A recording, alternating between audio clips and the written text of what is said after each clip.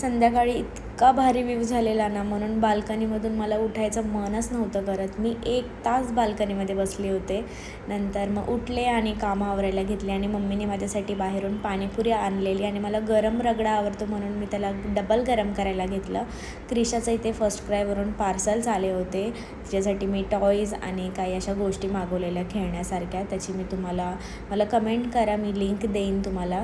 रात्री जेवण वगैरे करून खाली गेलो आणि क्रिशा बघा कशी शिकली आहे. पूर्ण सीड्या एकटी चढते आणि तिला स्लायडिंगशिवाय दुसरं काय खेळायला आवडतच नाही. ती 20 वेळा चढणार, 20 वेळा स्लायडिंगवरून उतरणार आणि घरी जायचं नावच नव्हतं या पोरीचं. 12 वाजायला आलेले तरी पण बसच म्हणत होती मला. दुसऱ्या दिवशी आम्ही निघालो रामदाराला, राम मंदिरला आणि हा दुपारचा व्ह्यू इतका सुंदर वाटत होता ना, खरंच खूप प्रसन्न, खूप भारी वाटत होतं मला तर.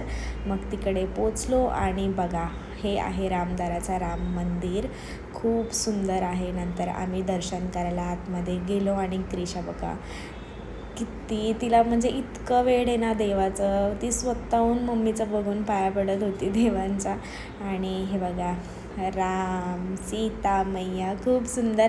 आणि नंतर फोटोज वगैरे काढलो आणि मग घरी आले आणि क्रिशाला अगोदर खायला बनवलं कारण की तिला जास्त भूक लागलेली. ती आल्यावरती झोपलेली पण आणि ना आम्ही जाताना काहीच आवरून नव्हते गेले म्हणून खूप सारा राडा झालेला. मग तो आवरायला घेतला आणि क्रिशा टॉय सोडून ते बबल्स फोडत बसलेली.